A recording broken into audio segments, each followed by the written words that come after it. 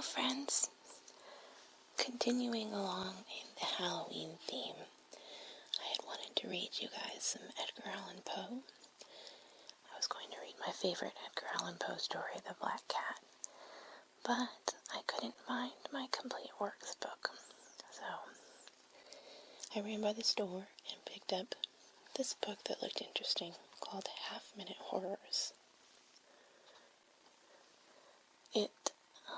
I haven't read any of them yet. It seems to be really, really short little horror stories. So it's a crisp, fresh new book. And I'd like to read a couple of them to you. Now I don't know if this is going to be ASMR because if they are scary, it might be kind of hard to relax. But, I like to try different things, and I haven't read anything in a long time.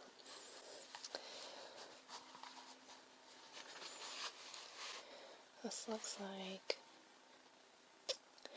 it's a little bit hard to read these. Hold on a second, let me get some light over here. I think that the light's a little bit better now. Alright, so that was just praise for the book.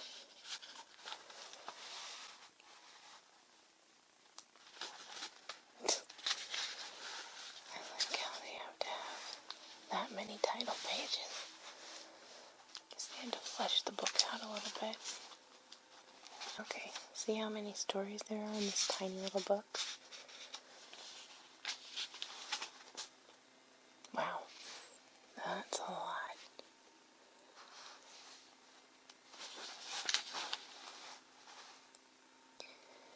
Yeah, so they're very, very short.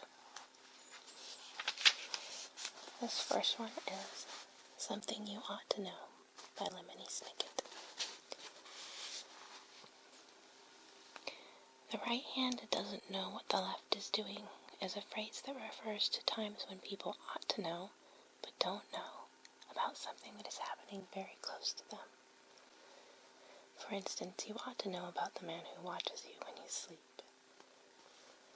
He is a quiet man, which is why you don't know about him.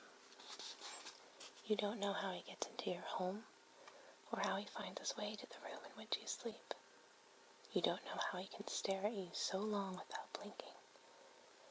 And you don't know how he manages to be gone by morning without a trace. And you don't know where he purchased the long, sharp knife, curved like a crescent moon, that he holds in his left hand, sometimes just millimeters from your eyes, which are closed and flickering in dreams.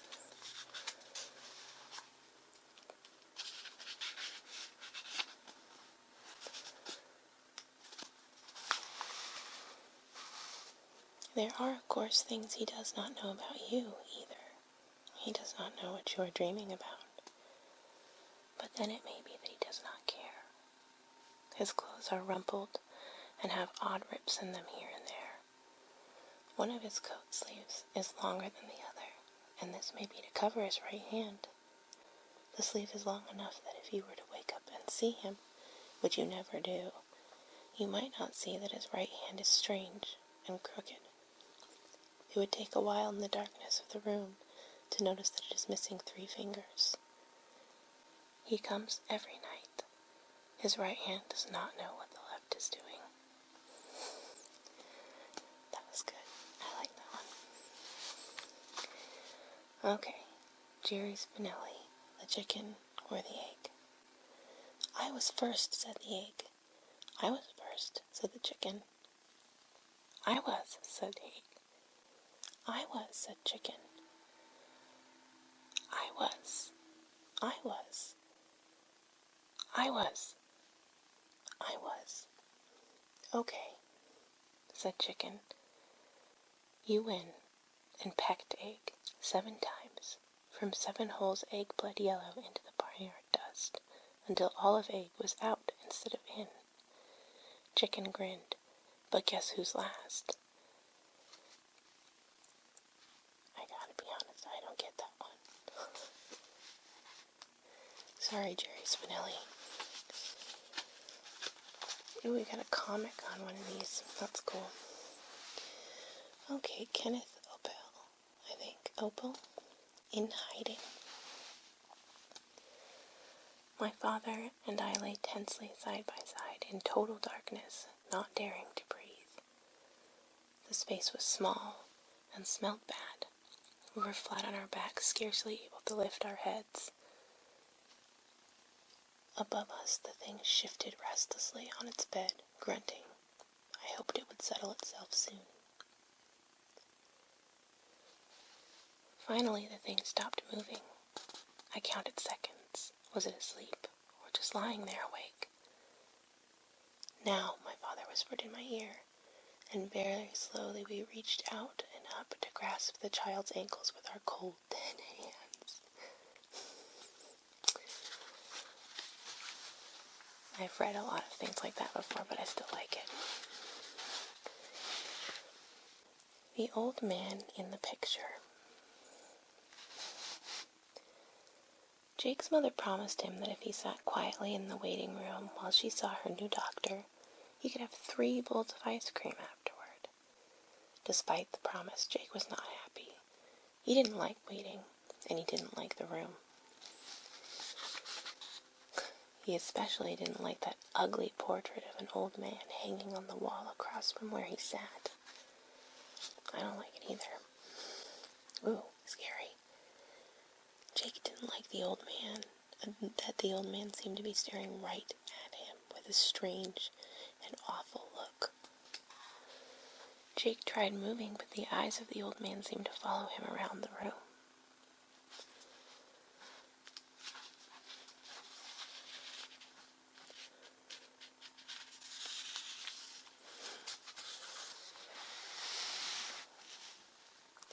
It was a creepy picture, all right, but Jake wasn't scared. No, not in the least. He marched right up to that picture, and that's when he suddenly noticed the old man's hands. They were bony and scaly and had long, pointed nails. When his mother finally came out of the doctor's office, there was no sign of Jake, although she did glimpse an old man slipping out the door. He looked oddly familiar. Then she turned around and looked at the portrait, and her screams could be heard all the way down the street. Oh, I like it. That's good. Aaron Hunter, the babysitter. Let me kind of adjust myself. I'm lying very awkwardly. Okay. The phone rang, echoing around the white and silver kitchen that was as glossy as a hall of mirrors.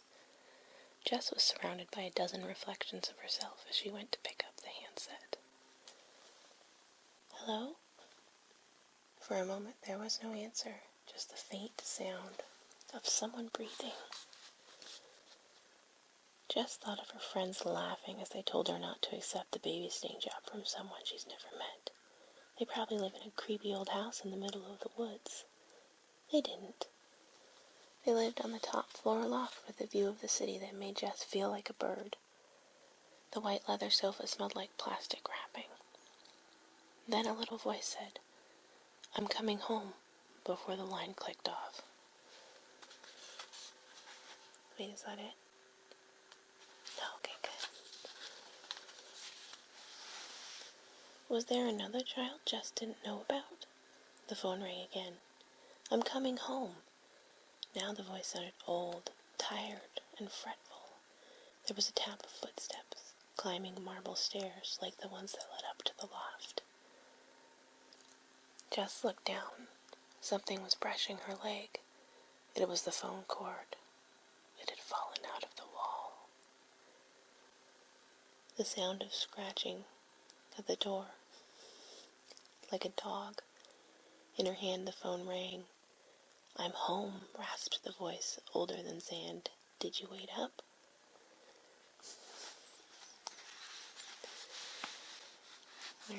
James Patterson, grand entrance. Here's what I remember about that night. And though I've been told it's not possible, I remember everything clearly, like a dream come to life. I felt trapped. There was terrible screaming. Where am I wondered. Some kind of tightly enclosed space. My fear was extreme. I tried to stay calm, but I couldn't. There was water everywhere around me. The screaming kept getting louder and closer. Then a voice broke through. "It's a girl," said the voice. Suddenly it was quiet. Another voice filled the room.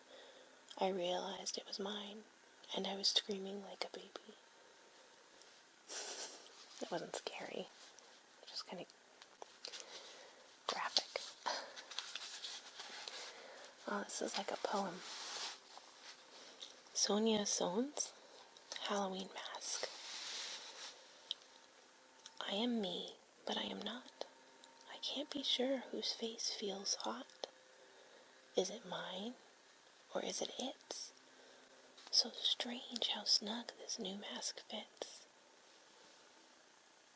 Gazing in the mirror over my sink, staring into eyes that refuse to blink.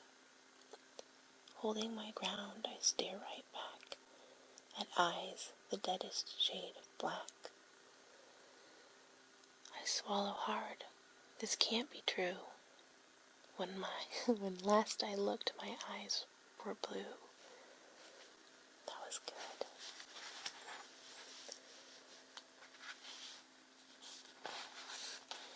This tiny little story took 2 people to write it. Tom Ginrich and Michelle Perry, or Michelle, or Michael. Tintin. Father said stuffed toys were childish, but at 9, Ava still adored hers, most of all Tintin, a white rat. Tintin had velvety fur worn thin and long, tickly whiskers, and traveled with her between Mom's place and here. No matter what Ava's feared, Tintin always knew how to comfort her. One evening, Father, as usual, nodded goodnight to Ava and closed the bedroom door. She heard his chair whine as he sat down to work again. Shadows slowly lengthened into night. Under the covers, Ava whispered, "I don't ever want to go back to school. I hate it." Something drove her to add, "You go, Tintin. You take my place."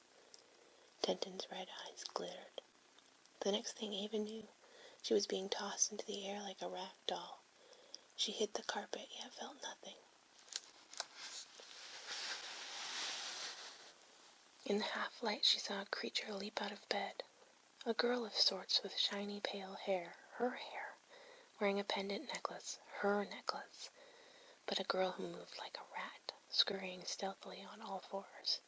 Ava screamed. No sound. She scrambled.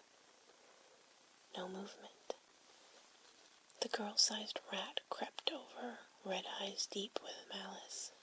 Reflected in them, Ava saw a little stuffed toy flung aside on the carpet. White limbs a tangle, blue eyes wide with panic. Ava's blue eyes. The rat hissed and raced to the open window. A long, naked tail snaked over the sill. Claws clicked down the trellis. Then the sounds of movement faded. In the morning, Ava heard Father's alarm, his shuffling footstep. "Ava," he grunted, "get up or you'll be late, Ava." Ava did what she could, which was nothing.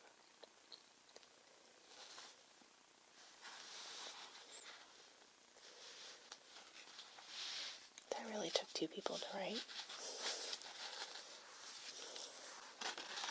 It was so. Angela Johnson, Nanny. My nanny, Sarah, tucks me in as the shadows wait for her to leave so they can creep out of the closet toward me. She smiles as she steps over the books and puzzle pieces I've left on the floor, then closes my door. But tonight, I decide to escape the shadows. I opened the door and dashed towards Sarah's room, only to find her at the end of a hall, whispering to them, the shadows, and telling them with a smile that I was waiting for their nightly visit to my room.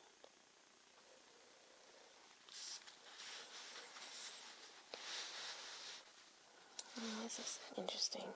The Legend of Alexander and Rose by John Klassen. John Klassen sounds familiar. I don't know why.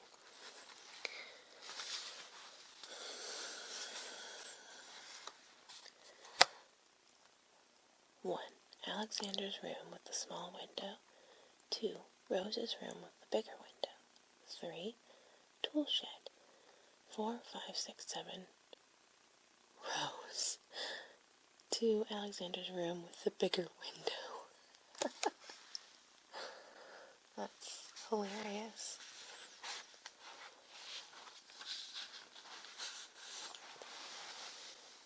Arthur Slade. What's coming? My father always used to say, you'll get what's coming to you.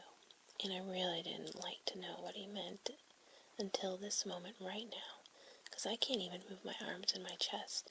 It's the pressure, you see. I decided to stop into old Widow Stern's house, and I stole the heavy silver candlesticks, and quiet as a rat, I snuck back out the basement. This has absolutely no punctuation. No wonder it's hard to read. Stole her heavy candlesticks, quiet as a rat, I snuck back out the basement, climbing over this container with old wood on top. It's for catching rain. Oh yeah, it's a cistern, and the wood broke. And I fell into this pit that just has thick, slimy mud inside. And I kept sinking, and as it reaches my nostrils, I start to bubble, and I can't help but wonder, is it the candlesticks that keep pulling me down?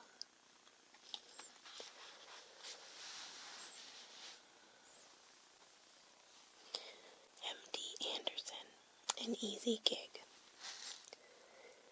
Galv thought the Kennedy's baby was being very good. He didn't hear a peep from the kid all night. As babysitting gigs go, it was incredibly easy. The baby was already down for the night when he arrived. So Galv watched TV and talked to Raoul on the phone and ate the lasagna the Kennedy's parents had left him in the oven. Had left in the oven for him. He did not check the baby's room to make sure the baby was still sleeping. He didn't check the crib to make sure the baby was even still there. He lay on the sofa with his head hanging off the armrest and his lasagna plate on his stomach, making up song lyrics with Raoul. They laughed hard. And when the parents came home and said, "How was the baby?" Galv said, "Oh, he was good, really good." I didn't even hear a peep from him.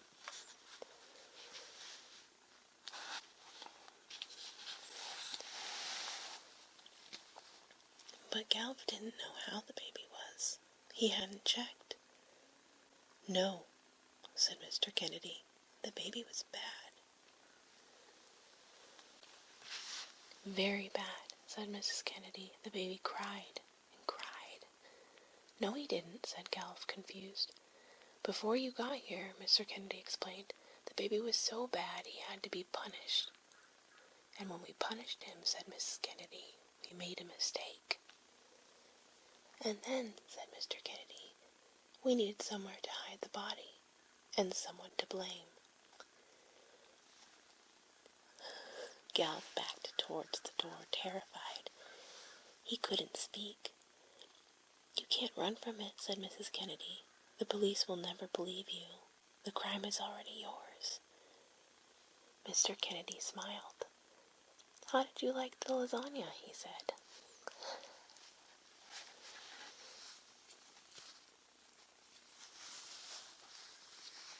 I like that one a lot.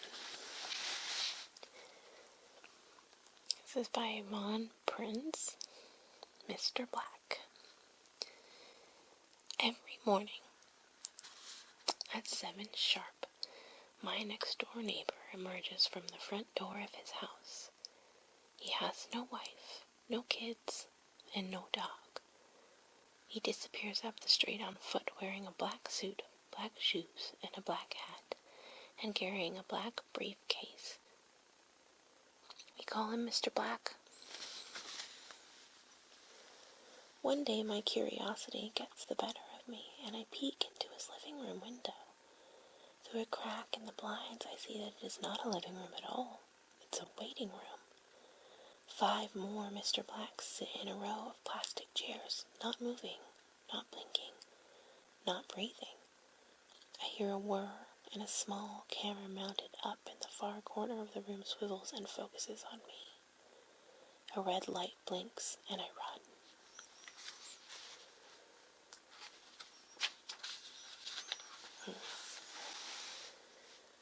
M.E. Care, the foot dragger. My father thought the reason my older brother was mean to me, was that he was short. He'd grow out of it. When he came in late at night while my parents were asleep, I would hear him heading toward our bedroom. He would drag one foot and take his time climbing up the stairs. Step, drag, step, drag. Heavy breathing. The door handle turned. I decided 2 could play this game. As the handle turned, I'd jump out at him. I was ready for him. Step, drag. The heavy breathing. He was there. Gotcha, Paul. I threw open the door and saw him. This very tall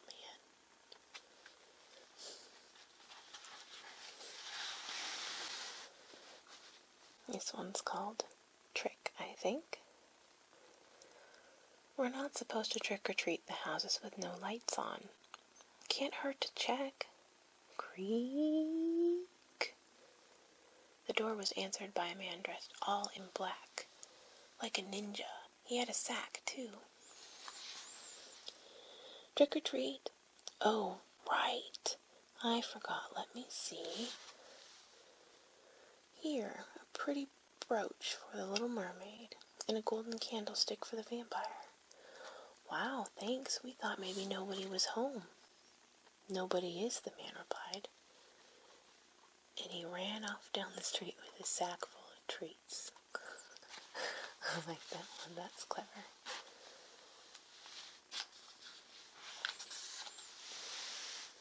Dean Laurie, Hank.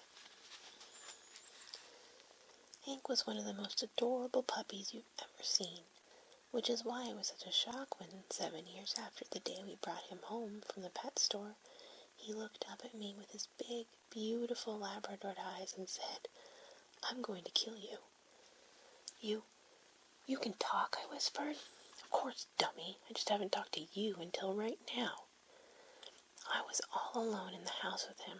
It was a freedom I gained on my 13th birthday, a freedom I suddenly regretted.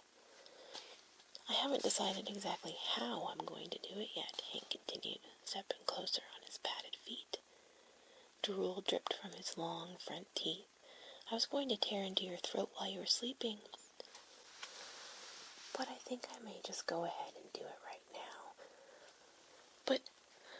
But I thought you loved me," I replied, stumbling backward. "I thought we were best friends." "I know, what a dummy you are," he laughed cheerlessly.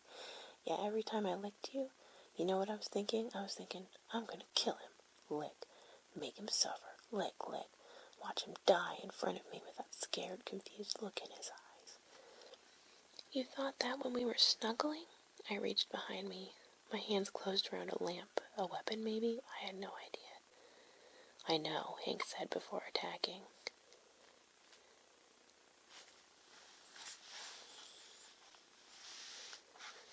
That would be really sad. Sarah Weeks, one of a kind. When I felt the first tug, I knew I had something big on the line. Ka-ching, I thought. People pay big bucks for fresh tuna, and big bucks was exactly what I needed. I'd spent a wad on Gloria's engagement ring, way more than I could afford, but love makes a man do crazy things. One of a kind, the guy at the jewelry store had told me when he showed me the diamond ring. Perfect, I said, because that's what my Gloria is. One of a kind. It took me a good half hour to reel the fish. It put up quite a fight, but when it finally broke the surface of the water, my heart sank. Mako? I said, when I saw the gray fin. Or Mako. Shark meat wouldn't bring in nearly as much as tuna, but I pulled the fish into the boat anyway. After stomping on the head a couple of times with my boot heel to stun it, I took a knife and started at the throat, sliced downward, opening the gut. The usual fish heads and stomach juice spilled out onto the deck, but then something sparkled and caught my eye. There, amid the slimy stomach contents, lay a hand, a woman's left hand, and on the second finger was a ring. It was one of a kind. That one's good. Some of these are really good. Gloria Whalen, A Walk Too Far. I had walked too far, ending up in a neighborhood of homes with a deserted look.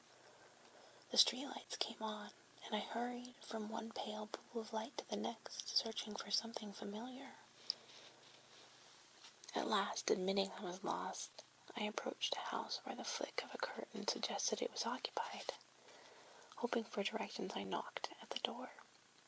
The man who answered my knock appeared strangely pleased to see me, as though he'd been waiting for me, or someone like me to appear.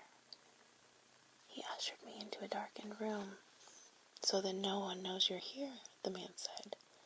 I heard a key turn in a lock. Holly Black, A Very Short Story. Zoe sits on the bed with her mother at the foot. The overhead light is on, flooding most of the room, although shadows still creep up the walls at the edges. "Sit with me until I fall asleep," Zoe says. There is a party going on downstairs. Zoe's mother hesitates. She can hear the clink of glasses, the bursts of low laughter. She's restless, longing to be down there, but Zoe will just sit alone in her brightly lit bed and wait for her mother to come back and finish the ritual. Zoe won't sleep otherwise. "Okay," Zoe's mother says, "get under the covers." Zoe snuggles down under them. "Tell me why vampires can't get me." "Vampires can't come in unless they're invited," Zoe's mother says, as she always does. "What about werewolves?" Zoe's mother makes a show of looking through the curtains. "No full moon tonight." Zoe's eyes drift closed, but she's far from sleeping. She has a new question, one she's just thought up. "What about ghosts?" Her mother pauses, looking down at her hands. Finally she answers, "Ghosts don't want to hurt anyone, and if they hurt you, they do it by accident." "What if they hurt me by accident then?" Zoe says, looking up at her mother. "They can only hurt the living," says Zoe's mother, her voice soft. "Oh," says Zoe. After a few moments, Zoe is asleep. Zoe's mother leans down to kiss her goodnight, but it's like kissing smoke. Oh, that was really good. I like that one. Okay. I don't have any more time left before my battery dies on my camera. So, I will see you guys next week for something else somewhat Halloween themed. This is pretty Halloween themed, and I've always liked scary stories. So, I hope you guys have a good rest of your week, and goodbye.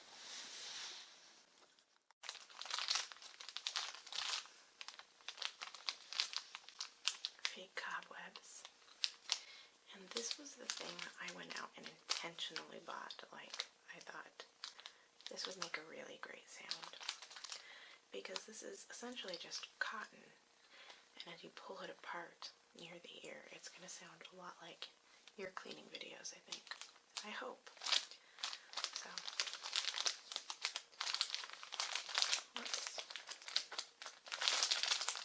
open this baby up.